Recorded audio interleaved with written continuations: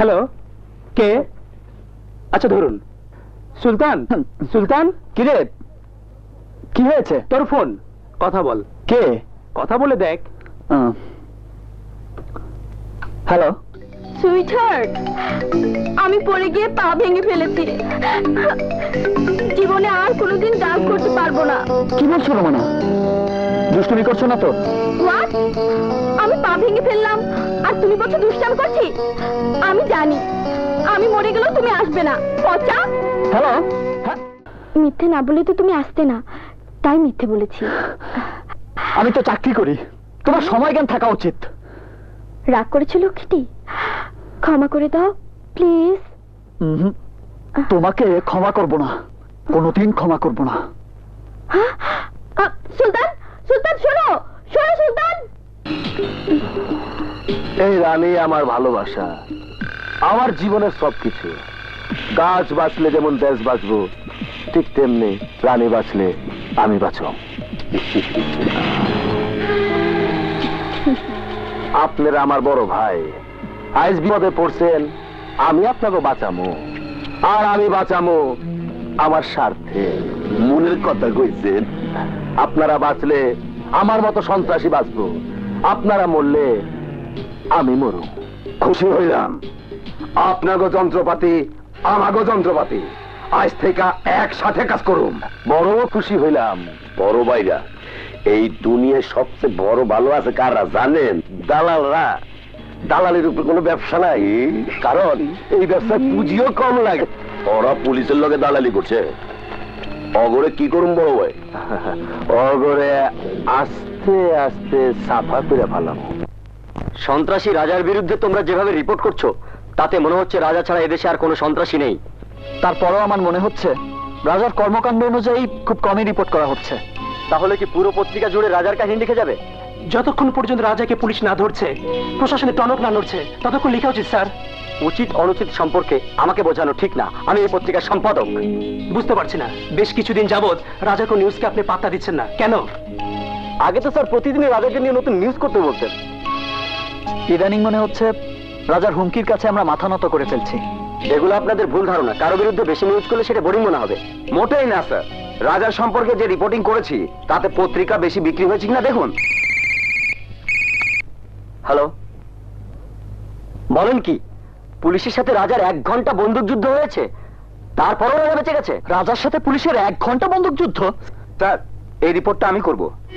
শোনো রাজা, তোমার কথা মতো ওই সাংবাদিককে ধরে আনা হয়েছে। সাংবাদিক? কত সাংঘাতিক। চলো। ওই বেটা, এই আমার লোকগো নিয়ে খুব বেশি লেখালেখি করতেছস, আমরা খারাপ। সন্ত্রাসীকে পিছনে লাগছস কে? আমি সাংবাদিকতা করি, সত্য রিপোর্ট লেখা কি আমার অপরাধ? এই দুনিয়ায় সত্যবাদী বেশি না মিথ্যাবাদী বেশি? মিথ্যাবাদীর সংখ্যা বেশি। ঠিকই কইছে। মিথ্যাবাদী বেশি হইলে আমাগো মতোই দুনিয়া চলবো, আর তগো মতো সত্যবাদীরা মইরা যাইব। অনেক দিন ধরে আমার মাগুর মাছগুলা না খাইয়া রয়েছে। ওরা ভালো মানুষ, অগো মাংস খাইয়া আমার মাগুর মাছগুলা বাইচা থাকো, বুঝছস?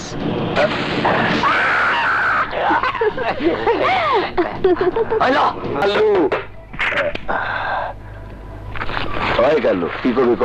আপনি মজা করতে আছেন? দেখেন, সাংবাদিক রফিক পত্রিকায় মগর ব্যাপার হিস্টোরি তুললে ধরছে। সন্ত্রাসী রাজাই সাহসী কণ্ঠ পত্রিকার তরুণ সাংবাদিক বিপ্লবকে হত্যা করেছে। ওই কালু, রফিককে শেষ করে ফেলা। হয় বুঝের কথা কইছেন। যে বেড়া কথা না হনবে সেই বেড়াই মরিয়া যাইবে। দেশের টপ 13রা এখন ঢাকায়। আশ্রয়দাতা এক সরকারি দালাল। হ্যাঁ ও ভাই, আপনি না বোবা, পেপার পড়তেছেন কেমনে? তো আলাদা বোবা ছিলাম, এখন ভালো হয়ে গেছি। বিদেশি কবিরা যাইছি না, কি হইলো আমরা ভাব পাই না। আরো আমাদের খুন করে, চান্দা তোলে, আর খালি খাই আর ঘুমাই। রফিকুজ্জামানের বাসা আছে না? হ্যাঁ, টাকা দিলে চিনি না, দিলে চিনি না। এই লটা ইরা দিবেন। আসেন আসেন আমার লগে, গাড়ি আনতেইব না, খালি পিছে পিছে আসেন। আপনারা কাকে খুঁজছেন? সাহসী কণ্ঠ পত্রিকার সাহসী সাংবাদিক রফিকুজ্জামানকে আমরা খুঁজতাছি। আমি রফিকুজ্জামান। রফিকুজ্জামান মুখ অফিসে লাগো, ওগো কথা পত্রিকায় লেখো, নিজের বাবু কি? হ্যাঁ, আরে তোর মতো সাংবাদিকরে না মাইরা ফেললে আমাগো বিপদ।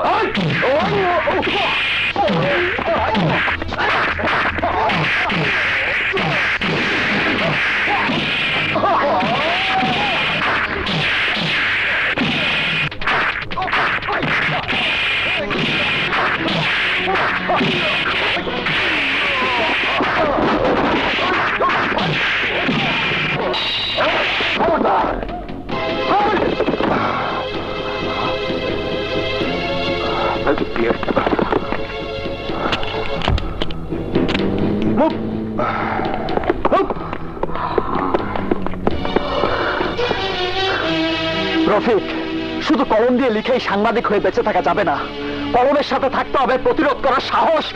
এবং ঠিকই বলেছিস, কিন্তু আমি ভাবছি পুলিশ যদি থানা থেকে ওদেরকে ছেড়ে দেয়।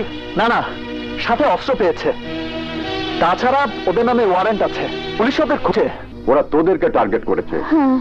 আমার মনে হয় তোর সাংবাদিকতা ছেড়ে দেওয়া উচিত। কি বলছো বাবা? আমার আমার এই সাংবাদিকতা পেশা আমি ছেড়ে দেব? যে পেশায় প্রতিনিয়ত মানুষের শত্রু হতে হয় সেই পেশা ছেড়ে দেওয়াই ভালো।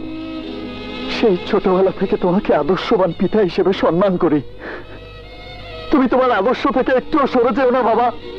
এতদিন তোকে নিয়ে, তোর পেশাকে নিয়ে গর্ব করেছি, আর আজ তোকে নিয়ে সব সময় দুশ্চিন্তায় থাকতে হয়।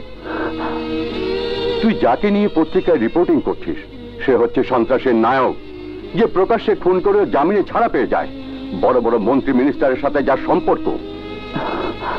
সেই পাগলা রাজা যে কোনো মুহূর্তে আমাদেরকে শেষ করে দেবার ক্ষমতা রাখে। তাই বলছিলাম বাবা, পাগলা রাজারা একদিন শেষ হবেই, তা না হলে এই দেশটাও যে শেষ হয়ে যাবে।